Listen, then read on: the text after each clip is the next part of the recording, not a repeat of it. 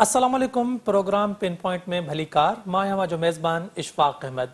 नाज़रीन, पाकिस्तान जी सियासत कंहिं बि पाकिस्तानी ड्रामे या कंहिं पाकिस्तानी फिल्म खां घटि न आहे जंहिंमें हर वक़्तु सस्पेंस जेको आहे उहो बरक़रार रहंदो आहे।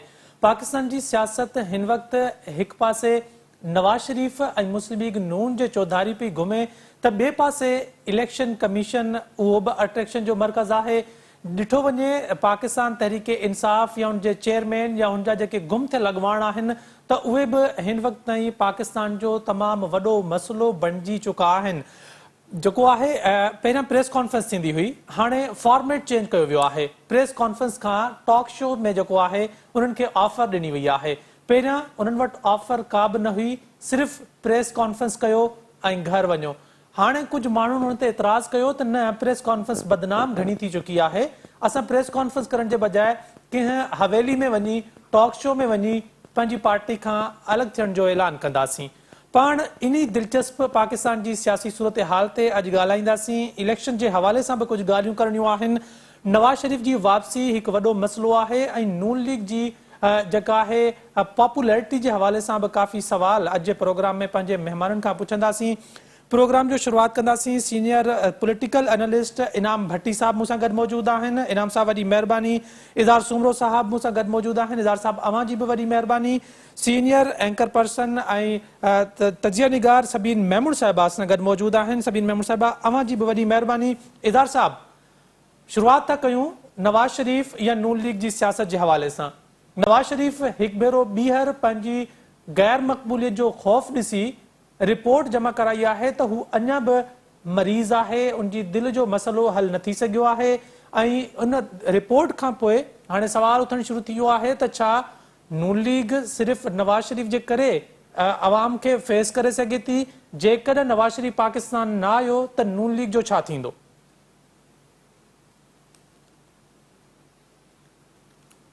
पहिरीं ॻाल्हि इहा आहे त तव्हांखे यादि हूंदो मूं तव्हांखे हिन ई प्रोग्राम में चयो हो त जेकॾहिं नवाज शरीफ़ जी या एंटी इस्टेब्लिशमेंट बयानबाज़ी या नैरेटिव इहो सिर्फ़ु ॾेखारण जे लाइ आहे या ड्रेजारण जे लाइ आहे या कंहिं बार्गेनिंग जे लाइ आहे त पोइ नवाज शरीफ़ वापसि ईंदो। हाणे लॻे थो त नवाज शरीफ़ वापसि ज़रूरु ईंदो ऐं हुनजी जेका वापसी जो इहो जेको रूट आहे इन खे बि गौर कजो।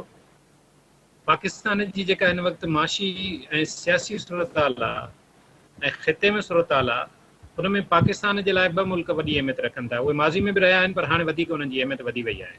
उन्हनि मां हिकिड़ो मुल्क आहे सऊदी अरब ऐं ॿियो आहे UAE। तव्हांखे यादि हूंदो त IMF सां जॾहिं पाकिस्तान जा मामला थिया पिए त इन्हनि ॿिन्ही मुल्कनि आख़िर में पाकिस्तान खे लिखत में एश्योरेंसिस ॾिनियूं, जंहिंखां पोइ IMF सां पाकिस्तान जो ठाह थी सघियो। नवाज शरीफ़ इन्हनि मुल्कनि खां छो पियो वञे ऐं सिधो पाकिस्तान छो नथो अचे? पहिरियों सवाल, पहिरियों नुक़्तो जेको सम्झण जो आहे उहो इहो आहे। नवाज शरीफ़ जिन गारंटीज़ तहत अचे पियो, इहे तव्हां सम्झो त इहे इन्हनि ॿिन्ही मुल्कनि में जा हितां ई ईंदियूं ऐं उन खां पोइ नवाज शरीफ़ वापसि ईंदो। नंबर 2, जेको हिकिड़ो फियर फैक्टर ॼाणायो पियो वञे नवाज जी वापसी जे हवाले सां, हुनखे जेल वञिणो पवंदो, त इहो सम्झणु खपे त हीअ जेके मेडिकल वारा जेके रिपोर्ट्स ऐं मामला आहिनि इहे बि इन लाइ आहिनि त नवाज शरीफ़ इहो चवंदो त मां वापसि अचां पियो, पर मां जीअं त बीमार आहियां त मूंखे घर में रखियो वञे, जेल में न रखियो वञे। हाणे इहो ग्राउंड हूंदो, प्रीटेक्स्ट हूंदो जेल में न वञण जे लाइ। इधर नंबर साहब, 3 इहा ॻाल्हि इलेक्शन मथां हुजे ऐं कंहिं पाकिस्तान जो हिकु दावेदार हुजे माण्हू त हू पाकिस्तान जो सभिनि खां वॾो मक़बूल सियासी लीडर आहे, अहिड़ी जेका उज़ुर पेश करणु उनखे केतिरो सियासी फ़ाइदो पहुचाईंदी या वधीक नुक़सान पहुचाईंदी उनखे? ॾिसो, जेकॾहिं जिन माण्हुनि वटि असुल ताक़त आहे, असुल अख़्तियार आहे ऐं शयूं उन्हनि जे हथ वस आहिनि ऐं उनजी मर्ज़ी सां थियनि थियूं, जेकॾहिं उन्हनि सां मामला नवाज शरीफ़ जा ठीकु आहिनि न साईं, पोइ बाक़ी ही जेके पाण अगरि मगर चूके चुनाचे हे जेको बि कंदासीं इन सां को फ़र्क़ु नथो पवे। तव्हां अगरि थोरी देरि लाइ यादि कयो त हीउ जेको पंहिंजो PTI चेयरमैन ऐं उनजी जेका पार्टी इक़्तिदार में 2018 में कीअं आई, ओचितो ऐं अचानक कहिड़े तरीक़े सां राति जो पूरो वोटिंग जे डेटा जो सिस्टम जेका हैंग कयो वियो, रोकियो वियो ऐं उन खां पोइ सभु कुझु छा थियो। त जॾहिं शयूं जिन जे पासे करणियूं हूंदियूं आहिनि त पोइ इहे सभु उज़र ऐं हीला बहाना इहो फाइल जो पेट भरण लाइ हूंदा आहिनि। हिकिड़ी ॻाल्हि जेका आउं सम्झां थो त हींअर ताईं बहरहाल नवाज़ शरीफ़ ऐं उनजी पार्टी जो अपर हैंड आहे पॉलिटिक्स ते, ऐं मुस्तक़बिल जी रिथाबंदीअ में बि नवाज़ शरीफ़ ऐं उनजी पार्टी वेरी मच इन आहिनि। कुझु शयूं हिकिड़ी शक्ल ज़रूरु वठंदियूं, ऐं ॿियो नवाज़ शरीफ़ ऐं उनजी पार्टी जी ख़्वाहिश इहा आहे, मां तव्हांखे कैटेगोरिकली ॿुधायां थो, उन्हनि जी ख़्वाहिश इहा आहे त तकड़ियूं इलेक्शन्स बि न थियनि, छाकाणि त पोइ जेका हुकूमत आहे उनजी परफॉर्मेंस ऐं मामला जेके आहिनि उहे अहिड़ा ख़राब थिया आहिनि जो माण्हू हींअर बेज़ार लॻा पिया आहिनि। एक्सपेक्टेशन्स इहे आहिनि त ईंदड़ 6-8 महीननि में कुझु इकोनॉमिक कंडीशन्स बहितर थियनि ऐं उन खां पोइ इलेक्शन्स थियनि। सो अहिड़ी सूरत हाल में नवाज़ शरीफ़ ईंदो, ऐं ॿी ॻाल्हि त इहा नवाज़ शरीफ़ खे बि ख़बर आहे त हिकिड़े ॾींहं में को हू वरी माण्हुनि सां ॿीहर कनेक्ट कोन थी सघंदो, हुनखे बि टाइम खपे पब्लिक में वञण जे लाइ, माण्हू जोड़ तोड़ करण जे लाइ। हिकिड़ी ॻाल्हि बिल्कुलु वाज़े आहे त नवाज़ शरीफ़ अचे पियो, ऐं न रुगो पाकिस्तान पियो अचे पर शायदि इक़्तिदार में बि अचे पियो मर्कज़ जी सतह ते, जेसिताईं पाण ॻाल्हि कयूं था वज़ीर आज़म जे उहिदे जी या मुल्क जे सरबराह जे उहिदे जी। इनाम साहब, इज़ाज़ साहब पियो चवे न रुगो नवाज शरीफ़ पाकिस्तान वापसी पियो करे पर हू इक़्तिदार में बि वापसी कंदो, कहिड़ी शर्त ते कंदो? शहबाज शरीफ़ फार्मूले ते इक़्तिदार में ईंदो या नवाज शरीफ़ जो जेको पंहिंजो बयान हुयो जेको हुननि हाणे लंडन मां वेही हिकु मीटिंग खे ख़िताब कंदे कयो आहे, जंहिंमें कुझु नाला उन वरिता, जंहिंमें बाजवा, फैज़ हमीद, कुझु जेके चीफ जस्टिस या थियण वारा चीफ जस्टिस उन्हनि जा नाला वरिता। नैरेटिव कहिड़े ते वज़ीर आज़म थींदो, इक़्तिदार कहिड़ी शर्त ते मिलंदो, शहबाज शरीफ़ वारी शर्त ते या नवाज शरीफ़ वारी शर्त ते? महिरबानी अशफाक, मुंहिंजे ख्याल में पीपुल्स नून लीग जेका आहे पंहिंजो नैरेटिव जेको रखियो हो 2018 जे इलेक्शन खां अॻु में, नवाज शरीफ़ जो ख़्यालु इहो आहे त उहो ई नैरेटिव खणी मार्केट में लहिबो त तॾहिं मार्केट में तव्हां वरी जेको आहे पंहिंजे लाइ स्पेस ठाहे सघंदो, जॾहिं त इहो नैरेटिव ई जेको आहे हिन वक़्तु मौजूदु एस्टेब्लिशमेंट लाइ वरी ॾुखियाई जो सबबु बणिजी चुको आहे। छाकाणि त शुरूआति तव्हांखे यादि हूंदो नवाज शरीफ़ कई, ऐं उन खां पोइ पीटीआई जॾहिं इक़्तिदार खां अलॻि थी त हुननि जेको आहे सो उहा साॻी शइ अख़्तियार कई, टकराव में सिधो सो स्ट्रीट्स में जेको आया, हुननि को खणी नाला हिकु ॿ जेके खयां त उहे हुन में मुलविस आहिनि, पर नवाज शरीफ़ अॻ में ई कंदो रहियो।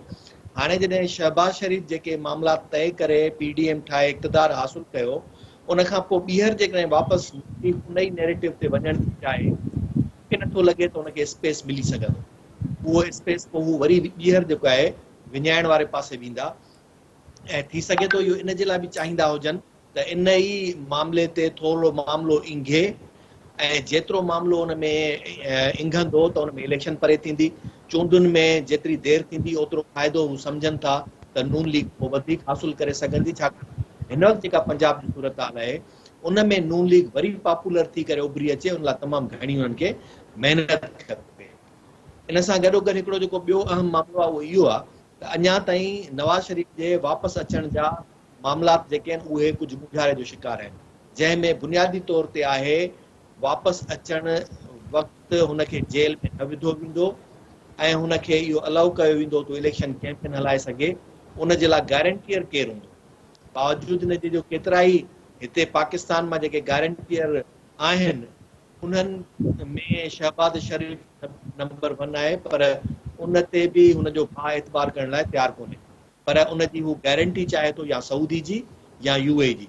उन्हनि ॿिन्ही मां जेकॾहिं कोई बि गारंटियर बणिजे थो त नवाज शरीफ़ पोइ वापसि ईंदो, ऐं नवाज शरीफ़ जॾहिं वापसि ईंदो ऐं यकीन सां थो चवां इन ई नैरेटिव ते मार्केट मिलंदो, छाकाणि हुननि ॿियो को रस्तो कोन्हे। जेकॾहिं इहो नैरेटिव अख़्तियार न कंदा, उनजो पोइ तरीक़ेकार कहिड़ो था अख़्तियार कनि, टकराव में केतिरो था वञनि, कंहिंखे उन में निशानो था बणाइनि, पोइ हू चवंदा त as a individual person, as a फर्द, जीअं तव्हांखे यादि हूंदो त माज़ी में मुशरफ हिकिड़ो जहिड़ो एज़ अ फर्द बणिजी वियो, या उन खां पोइ ज़ियाउल हक़ जेको आहे एज़ अ फर्द बणिजी वियो, त उन खां पोइ ख़ुदि जॾहिं उहे इदारा उन्हनि खे हिकिड़े फर्द तौर ते ट्रीट कनि ऐं उन ते सॼो बार उछलाए छॾनि त इहो उन्हनि कयो, त पोइ तॾहिं जेको आहे सो वरी मामला ॿिए पासे हलिया था वञनि, जॾहिं हक़ीक़ी तौर ते उन फर्द जो इहो अमल दख़ल नथो थिए।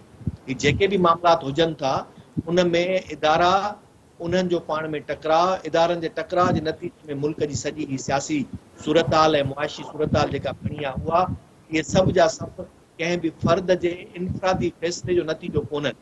हा, ईअं थी सघे थो त उन फ़र्द जी इनफ़रादी सोच उहा हुजे, पर उन सोच खे तक़वियत ॾींदड़ या उनखे सपोर्ट कंदड़ उहो इदारो थिए थो। बिल्कुलु अहिड़ी तरह ते जीअं पॉलिटिकल पार्टी जो जेकॾहिं को बि लीडर जॾहिं इक़्तिदार में अचे थो, उन इक़्तिदार में अचण खां पोइ जेकॾहिं हू जेके ग़लतियूं थो करे त उनखे जेकॾहिं चइजे त इहो फ़र्द वाहिद जो गुनाह आहे, त आउं नथो सम्झां त इहो उन फ़र्द वाहिद जे कुलनि ते सॼो उछलाइणु खपे। उन में उनजी सॼी कैबिनेट, उन में उनजा सॼा सलाहकार सभु जा सभु मुलविस हुजनि था, छाकाणि त जहिड़ी वक़्तु उहे फ़ैसिला थियनि था उन फ़ैसिलनि जे दौरान केर बि उनखे नफ़ी नथो करे। मिसाल तौरु PDM पंहिंजे आख़िरी दौर में पीपल्स पार्टी ऐं नून लीग समेत जेके बि जमायतूं में शामिल आहिनि, उन्हनि जेके बि असेंबली में बिल पास कया आहिनि उहे सभु जमायतूं में ज़िम्मेवार आहिनि।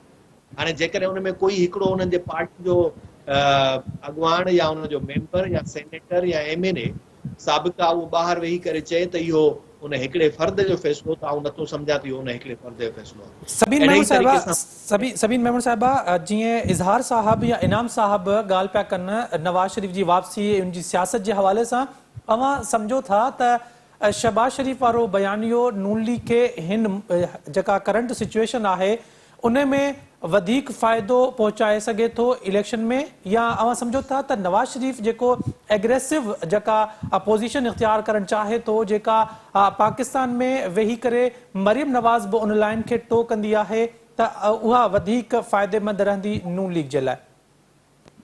महिरबानी इशफाक, बिल्कुलु नवाज़ शरीफ़ जो जेको एग्रेसिव रवैयो रहियो आहे हमेशह, ऐं तव्हां ॾिठो हूंदो त कुझु ॾींहं पहिरीं जेका हुन एहतसाब जी ॻाल्हि कई ऐं 5 नाला हुन वरिता त उन्हनि जो एहतसाब थियणु घुरिजे, उनजी जस्टिफिकेशन उनखे जस्टिफाई करण जे लाइ शहबाज शरीफ़ ऐं मरियम नवाज़ ॿई लंडन विया हुआ। उन खां पोइ जंहिं तरीक़े सां उनखे जस्टिफाई कयो वियो उहो सभिनी खे ख़बर आहे। उन खां पोइ शहबाज शरीफ़ इहा स्टेटमेंट ॾिनी त नून लीग या नवाज़ शरीफ़ इंतकाम ते यकीन नथा रखनि, एहतसाब बि तॾहिं जॾहिं अवाम जो मुतालबो हूंदो।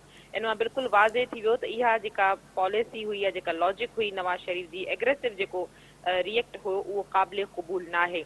उहो छो क़ाबिल क़बूल नाहे? उहो इन करे क़ाबिल क़बूल नाहे त इहो फ़ैसिलो हाणे नथो थी सघे। मौजूदा जेका सूरत हाल आहे उन में जेका नून लीग आहे उहो बेनिफिशरी आहे न। ज़ाहिर आहे PTI जेकॾहिं भित सां लॻी आहे 9 मई खां पोइ PTI जी जेका सियासी हैसियत आहे, जेके सियासी मामला आहिनि उहे जंहिं तरीक़े सां तब्दील थिया आहिनि, उनजो फ़ाइदो नून लीग खे बि थियो आहे, पीपल्स पार्टी खे थियो आहे, सभिनी पार्टियुनि खे थियो आहे। त मुंहिंजे ख़्याल में एतिरो स्पेस जेको उन्हनि खे ॾिनो वियो आहे, हुननि जो इहो ई उन्हनि खे मैसेज वियो हूंदो त भई तव्हांखे जेको स्पेस मिलियो आहे इहो काफ़ी आहे, इन खां वधीक नथो थी सघे। नवाज़ शरीफ़ जे मुतालबे ते एहतसाब इन्हनि माण्हुनि जो त घटि में घटि नथो थी सघे। हा, इनखे एज़ अ बयानी अगरि नवाज़ शरीफ़ वठण थो चाहे त उहो बि इंतकाम या एहतसाब न, उनजे लाइ उनखे वर्डिंग पंहिंजी चेंज करणी पवंदी। ॿी ॻाल्हि इहा त नवाज़ शरीफ़ हाणे पंहिंजो तव्हां ॾिठो हूंदो त शहबाज शरीफ़ जेका ॻाल्हि कई त नवाज़ शरीफ़ जी वापसी जे हवाले सां बार बार न पुछियो वञे। नवाज़ शरीफ़ लंडन मां उन्हनि खे इहो बयानु जारी करिणो पियो त नवाज़ शरीफ़ जी जॾहिं तारीख़ तय आहे 21 अक्टूबर जी त वापसि ईंदो। इन हवाले सां तयारियूं थियनि पियूं ऐं मीनार पाकिस्तान ते नवाज़ शरीफ़ मुआशी प्लान ॾींदो। ज़ाहिर आहे हिननि खे अवामी अगरि सियासत करणी आहे, कारकर्दगी जी बुनियाद त कारकर्दगी त कुझु आहे ई कोन हिननि जी जो हिननि खे वोट मिली सघे। हाणे ई माण्हुनि खे इहो ई चवंदा अवाम खे त असां मुआशी प्लान ॾींदासीं, मुआशी हवाले सां तव्हांखे ॿुधाईंदासीं, ऐं इहो ई नारो हाणे शहबाज शरीफ़ बि इहा ई ॻाल्हि कई त मीनार पाकिस्तान ते नवाज़ शरीफ़ प्लान ॾींदो या मुआशी हवाले सां ॻाल्हि ॿोल कंदो। त उहो नैरेटिव तब्दील थींदे बिल्कुलु नज़र अचे थो। जेको नैरेटिव नवाज़ शरीफ़ ॾिनो, एॾो एग्रेसिव एहतसाब जो मुतालबो बल्कि हुन कयो हो त थियणु घुरिजे, उहो त किथे बि क़ाबिल क़बूल न आहे। इहो फ़ैसिलो नवाज़ शरीफ़ जी मंशा या मर्ज़ी सां थियणो ई न आहे, ईअं ई थींदो। इहो कॾहिं थियो बि कोन्हे। तव्हां ॾिसो इवन परवेज़ मुशर्रफ जेको कुझु कयो ऐं वरी जंहिं तरीक़े सां उनजी डेथ खां पोइ उनखे वापसि आयो, छा थियो, इहे जंहिं तरह जा माण्हू हुन में सॼे सिनारे में मुलविस रहिया, उन्हनि जो एहतसाब जेसिताईं उहे ई धुरियूं न चाहींदियूं तेसिताईं कंहिंजे बि मुतालबे ते, कंहिंजी बि फरमाइश ते इहो थी नथो सघे। सो अगरि नवाज़ शरीफ़ खे इन थियणो आहे, ज़ाहिर आहे हुनखे कानूनी घुर्जूं आहिनि। शहबाज शरीफ़ जेका ॻाल्हि कई त का मशवरा थी चुका आहिनि कानूनी माहिरनि सां। अञा गारंटी शायदि उन्हनि खे फुल न ॾिनी वई आहे, पर मुफ़ाहिमत वारी शहबाज शरीफ़ हमेशह जेको आहे ठाहिण वारी पॉलिसी खणी हलंदो रहियो आहे, जीअं ज़रदारी रहियो आहे। त नवाज़ शरीफ़ जो उहो नैरेटिव सबीन साहिबा, अवां जेका ॻाल्हि पिया कयो त मुकम्मल गारंटी न मिली आहे। इहा जेका medical report Lahore high court में जमा कराई वई आहे, इहा अवां सम्झो था त रूटीन वारी रिपोर्ट सबमिट कराई वई आहे या एहतियातन कराई वई आहे त जेकॾहिं मुकम्मल यकीन न ॾियारियो वियो सेफ्टी सिक्योरिटी जो मुकम्मल यकीन न ॾियारियो वियो त पोइ इन रिपोर्ट खे बेस बणाईंदे ही अॻिते प्लान चेंज करे सघनि था त न असां अॻ में रिपोर्ट जेका आहे सबमिट कराई ही पाकिस्तान जी सियासत आहे, पाकिस्तान जा मामला आहिनि ऐं इन में कुझु बि कंहिं वक़्तु बि थी थो सघे, केर बि कंहिं वक़्तु नथो चई सघे, आख़िरी वक़्त ते बि गेम जेका आहे उहा तब्दील थी सघे थी। तो बिल्कुलु नून लीग पारां बि मुकम्मल हर पासे खां एहतियात खां कमु वरितो पियो वञे ऐं उहा एहतियात असांखे नज़र अचे पई। जिथे उन्हनि खे सूरत हाल पंहिंजे ऐलान त बिल्कुलु उन्हनि करे छॾियो आहे, पर गॾो तयारियूं बि कनि पिया, पर गॾो पंहिंजो सेफ साइड बि मुख़्तलिफ़ हवालनि सां रखनि पिया।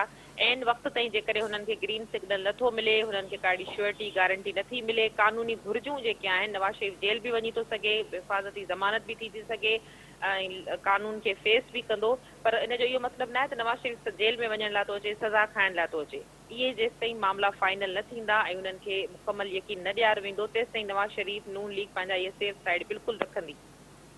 इदार साहब, जेकॾहिं ॻाल्हि कजे पाकिस्तान तहरीक इंसाफ़ जी सियासत जे हवाले सां ऐं ख़ासि तौर ते उन अॻवाननि जे हवाले सां जेके गुम आहिनि या जिन खे चइजे त रूपोश आहिनि या कंहिं इदारनि वटि आहिनि, उन्हनि जो फॉर्मेट चेंज कयो वियो आहे।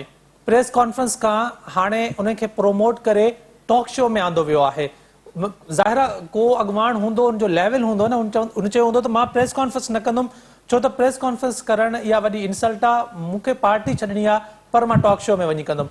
अवां इन फॉर्मेट जे चेंज थियण खे कीअं था ॾिसो, ऐं छा था सम्झो त पाकिस्तान तहरीक इंसाफ़ जा ईंदड़ ॾींहंनि में कुझु वधीक अॻवान जीअं सदाकत अली अब्बासी जे हवाले सां चयो पियो वञे त हिकु उन बि इंटरव्यू रिकॉर्ड कराए छॾियो हुयो पर उहो ऑन एयर न थी सघियो, त अवां सम्झो था त ईंदड़ ॾींहंनि में असांखे अहिड़ा हाणे इंटरव्यू ॾिसण में मिलंदा जीअं प्रेस कॉन्फ्रेंस थींदियूं हुयूं? तव्हांखे यादि हूंदो त पीपल्स पार्टी ऐं नवाज़ लीग लेवल प्लेइंग फील्ड जी ॻाल्हि कई हुई। इहे जेके इंटरव्यू आहिनि इहे लेवल प्लेइंग फील्ड ठाहिण जे लाइ त कया पिया वञनि, जेके तव्हां टीवी ते चओ था इंटरव्यू थियनि पिया। मतलब कंहिंजे लाइ लेवल प्लेइंग फील्ड? नवाज़ शरीफ़ जेको बयानियो ॾेई ऐं पोइ बयानीअ खे वापसि वरितो त उन लाइ बि त के शर्त शुरू ते मामला तइ थिया हूंदा न, ऐं ओचितो इहो भला इंटरव्यू छो शुरू थिया आहिनि, इहो वॾो सुवालु आहे। अचानक थिया आहिनि न, इन खां अॻु में अहिड़ो को प्रेसिडेंट न हो ऐं प्रेस कॉन्फ्रेंसूं बि बंदि थी चुकियूं। नवाज़ लीग खे इहो ख़दशो पैदा थियो त किथे हिननि सां ॻाल्हियूं कंदे कंदे मामला ठीकु हलंदे ओचितो हुनजी टीम खे को मताई पेश थी वञे। उनजे करे हाणे इहो थियो आहे त बाक़ी जेके रहियल हिननि जा लीडर आहिनि, ख़ासि तौर फेसिस जेके हिन जी पार्टी जा चेहरा जी पार्टी आहे, उन्हनि मॉडर्न टेक्नोलॉजी ऐं नवां इंटरव्यूज़ ऐं इहे शयूं कजनि, पर बहरहाल बुनियादी मक़सदु इहो आहे। हीअं जेके रीति जेके हिन पीटीआई चेयरमैन खे छॾे ऐं धार थिया आहिनि, उहे तमामु हिन जा ईअं खणी सम्झो त सख़्तु मौक़ुफ़ रखंदड़ ॿई लीडर रहिया आहिनि। सदाकतुल्ला अब्बासी जेको पिंडी जो सदाकत अली अब्बासी ऐं जेको हेॾां पंहिंजो डार आहे जेको उस्मान, इहो त हिन जो टाइगर रहियो आहे न, टाइगर चेयरमैन रहियो आहे हिननि जे टाइगर फोर्स, ऐं उनजे मथे ते ईअं पटियूं ॿधी ऐं सफ़ा ईअं जॉन रेम्बो वारी स्टाइल ते जेको ई कंदो रहियो आहे कमु सॼो, उहो पाण टीवी ते ॾिसंदा रहिया आहियूं न। हाणे अहिड़नि माण्हुनि खे तव्हां सम्झो था त पब्लिक करण ऐं साम्हूं आणण सां इन मां कंहिंजो बेनिफिट आहे सवाइ नवाज़ लीग जे? पहिरीं ॻाल्हि। नंबर 2 इहो त इहो जेको ट्रस्ट फैक्टर घटिजे पियो, उनखे इन डेफिसिट खे कवर करण लाइ बि इहा शइ करणु ज़रूरी हुई। ईंदड़ ॾींहंनि में तव्हां ॾिसंदव त ख़ान साहब जे हवाले सां बि के वॾा फ़ैसिला तव्हांखे नज़र ईंदा, जिन में जेको हिकिड़ो एक्सपेक्टेड फ़ैसिलो आहे या नतीजो आहे उहो इहो बि थी सघे थो त हुनखे डिस्क्वालीफाई करे छॾीनि, त जीअं हुनजो रस्तो ई बंदि थी वञे। हिकिड़ी ॻाल्हि, छाकाणि त नवाज़ लीग पतो आहे त हुनजी का हुनजे भाउ जी, नवाज़ शरीफ़ जे भाउ जी परफॉर्मेंस का अहिड़ी ख़ासि न हुई जो उनजे बुनियाद ते माण्हू उन्हनि खे वोट कनि, ऐं नवाज़ शरीफ़ वॾे अरसे खां माण्हुनि खां डिस्कनेक्ट रहियो आहे। अगरि हिन जी पार्टी में को माण्हू कनेक्टेड आहे त उहा आहे मरियम नवाज़। सो अहिड़ी सूरत हाल में मुंहिंजे ख़्याल में पीटीआई जे लाइ जेके मुश्किलात मरियम नवाज़ माण्हुनि सां कनेक्टेड आहे। तव्हां शादरा वारो कॉर्नर मीटिंग या जलसो या जलसी मरियम नवाज़ जी न ॾिठी आहे छा? जेकॾहिं कनेक्ट हुजण खां पोइ अॻवान जो जलसो अहिड़ो थी थो सघे त पोइ नवाज़ शरीफ़ जे जलसनि जो छा थींदो? ॾिसो, आउं इनखे ईअं ॾिसां थो त पाकिस्तान में भला जलसनि जे बुनियाद ते जेकॾहिं इलेक्शनूं खटिजनि हा त जेको अलामा ताहिरुल क़ादरी आहे उन जा जलसा केॾा वॾा ऐं मुनज़िम थींदा रहिया आहिनि।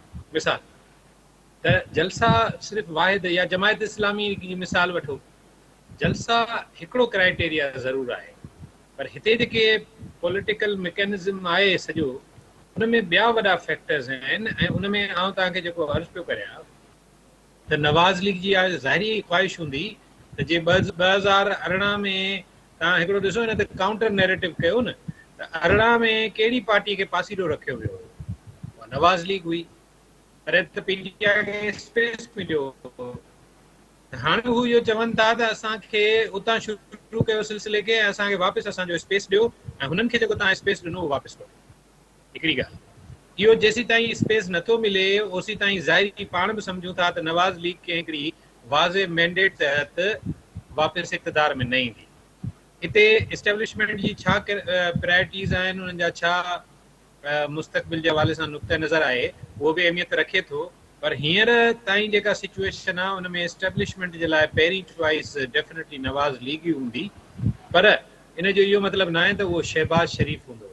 हिन 1.5 साल में जेका मईशत सां ऐं माण्हुनि जी आम ज़िंदगीअ सां शहबाज शरीफ़ जी हुकूमत जेके कम कया आहिनि, शहबाज शरीफ़ जो कार्ड त ख़तमु थी वियो। हाणे कार्ड आहे या नवाज़ शरीफ़ वरी वापसि अचे, चोथों भेरो वज़ीर आज़म थिए या मरीम नवाज़ वज़ीर आज़म थिए।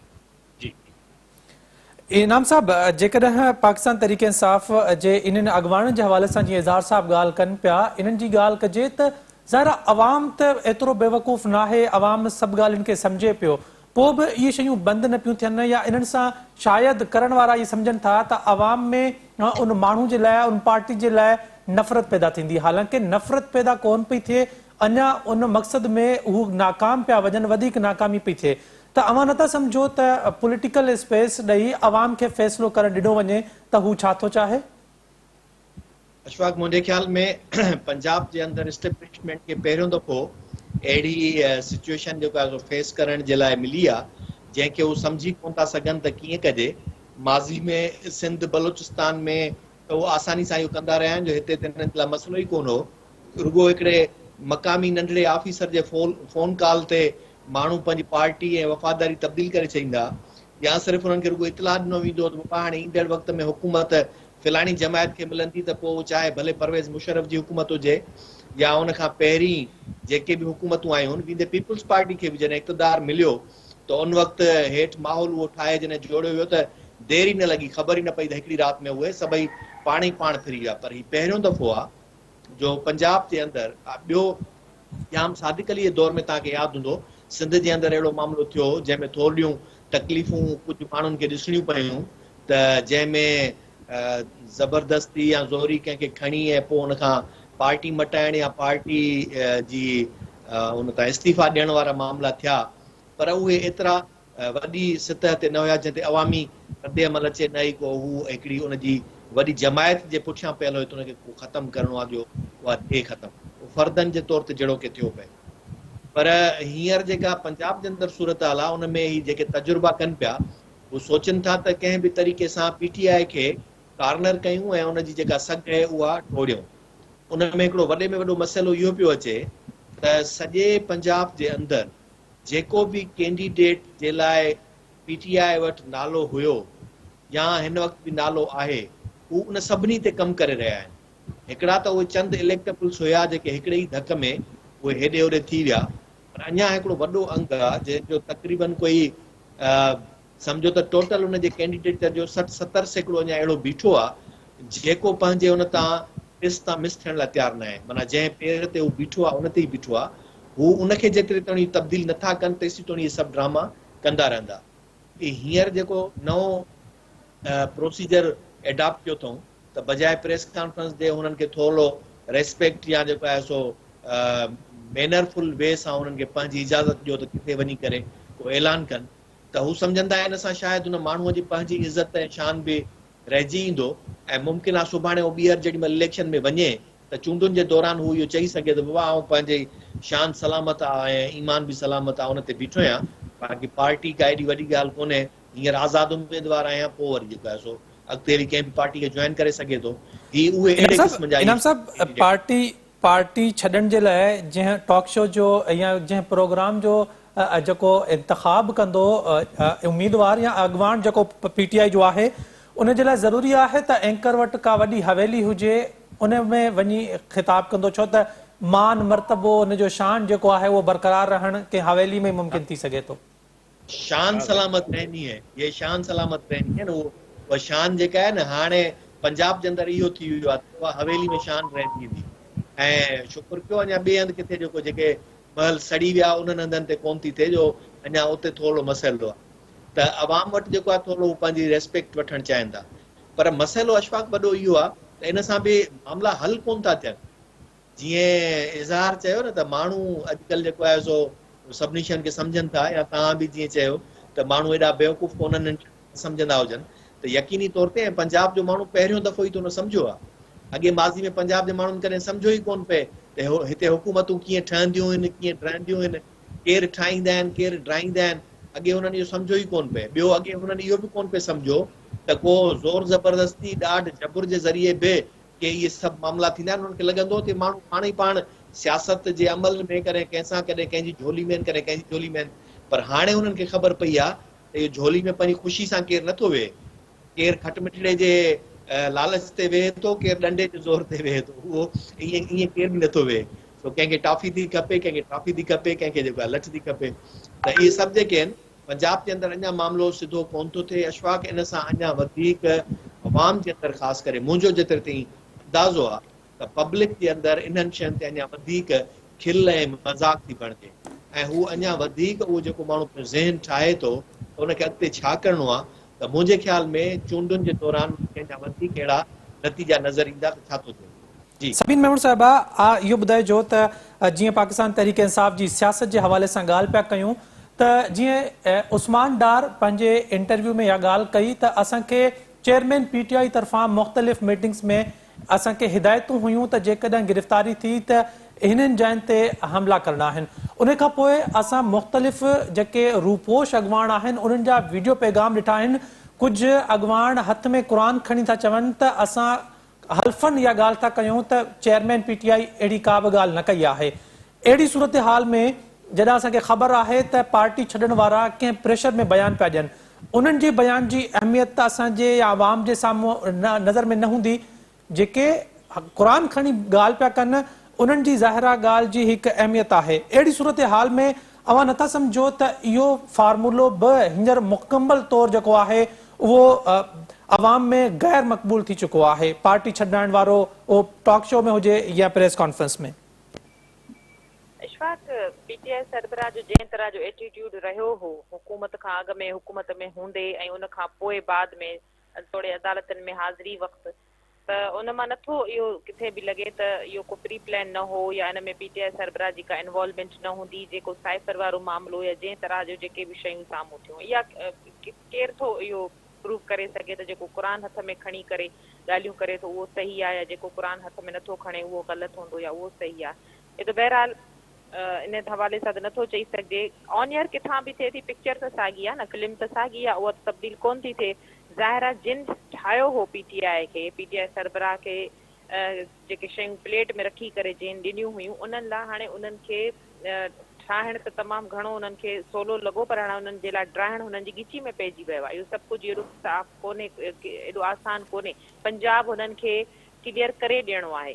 ज़ाहिर आहे नवाज़ शरीफ़ जेकॾहिं वापसि अचे थो या नून लीग जो स्ट्रेंथ नथी नज़र अचे न, नवाज़ शरीफ़ एतिरो अरसो आवाम खां परे रहियो, उन खां पोइ जेका मरियम आहे उन जा जेके एग्रेसिव बयान हुआ या उन तरह उनखे लीड नथी करे सघे। शहबाज शरीफ़ जी तव्हां कारकर्दगी जेका आहे सा गॾियल 16 महीननि जी ॾिठी PDM जे प्लेटफॉर्म तां, त जेके जिन माण्हुनि इहे सभु शयूं कयूं हाणे उन्हनि खे पंजाब मां इहो सॼो कुझु साफ़ करे ॾियणो पवंदो। नून लीग एतिरी स्ट्रेंथ नथी रखे, ऐं जेको वक़्तु आहे इलेक्शन जो, अगरि इलेक्शन थियनि था, छो त हिन वक़्तु मुल्क में किथे बि टारगेट त निगरान हुकूमत या आर्मी चीफ जा ॿिया नज़र अचनि था, चूंडूं किथे बि नथियूं नज़र अचनि, न इलेक्शन कमीशन इन जे लाइ का हामी भरी आहे, सवाइ इहो ई त अनाउंसमेंट खां अलावा तयारियूं थींदे नज़र नथियूं अचनि। त नून लीग जे लाइ एतिरे थोरे वक़्त में पंहिंजो साॻियो मार्जन हासिल करणु एतिरो आसान न थींदो जेसि ताईं इहो इनखे पीटीआई खे ठाहिण वारा पीटीआई खे ड्राए नथा छॾनि तेसि ताईं नून लीग जे लाइ इहो बिल्कुलु ईज़ी न हूंदो। शायदि इन ई जे करे इन ते वर्क जेको आहे सो तेज़ी सां थिए थो, उनजी शिकिलूं असांखे तब्दील थींदे नज़र अचनि थियूं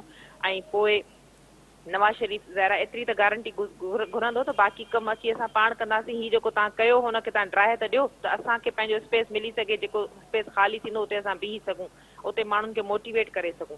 छो त इन खां अलावा त हाणे कुझु ॿी एॾी का सूरत हाल नज़र नथी अचे। चूंडुनि जे हवाले सां मां एतिरो ज़रूरु चवंदमि प्रोग्राम जे आख़िर में त सभु कुझु थींदे नज़र अचे पियो, पर चूंडूं थींदे नज़र नथियूं अचनि, चूंडुनि वारो माहौल जुड़ंदे नज़र नथो अचे। तोड़े जो नंढियूं पार्टियूं आहिनि या जेके ॿियूं पार्टियूं आहिनि वॾियूं, उन्हनि तयारियूं शुरू करे छॾियूं आहिनि, पर इलेक्शन कमीशन इन मूड में नथो नज़र अचे। इलेक्शन कमीशन न का तारीख़ अनाउंस कई आहे, आर्मी चीफ जा जेके टारगेट आहिनि, निगरान हुकूमत जा टारगेट आहिनि, उहे बि ॿिया नज़र अचनि था। जिथे चूंडुनि ते इन्हनि खे कमु करणु घुरिजे निगरान हुकूमत खे, उहो अलिफ बे हिननि जो किथे बि मूंखे नज़र नथो अचे। वटनी जी वॾी महिरबानी प्रोग्राम में वक़्तु ॾियण जे लाइ। नाज़रीन, अॼु जी जेका सियासी सूरत हाल या हिन वक़्त जी जेका सियासी सूरत हाल आहे पूरे मुल्क में, नून लीग जी सियासत हुजे, पाकिस्तान तहरीक इंसाफ जो हाल हुजे या पाकिस्तान पीपल्स पार्टी जा जेके लेवल प्लेइंग फील्ड जे हवाले सां मुख़्तलिफ़ जेके अॻवान आहिनि या पाकिस्तान में जेके स्टेक होल्डर आहिनि उन्हनि खां मुतालबा हुजनि, इन सॼी सूरत हाल में ईंदड़ ॾींहंनि में इहा सूरत हाल वाज़े थींदी जॾहिं इलेक्शन जी डेट हिकु प्रॉपर जेका डेट उहा इलेक्शन कमीशन तरफ़ां ॾिनी वेंदी। पर हिन वक़्तु बि ॻाल्हियूं इहे ई थी रहियूं आहिनि त इलेक्शन एतिरो जल्दी ऐं एतिरो आसानी सां कोन थींदी जेसि ताईं कुझु सियासी अॻवाननि खे डिसक्वालीफाई करे उन्हनि खे इन मुक़ाबले मां ॿाहिरि न कयो वञे, तेसि ताईं जेको आहे चूंडुनि वारे प्रोसेस में वञणु एतिरो ईज़ी न हूंदो। अॼु जे प्रोग्राम में एतिरो ई। पंहिंजे मेज़बान इशफाक अहमद खे ॾींदा इजाज़त। अल्लाह हाफ़िज़।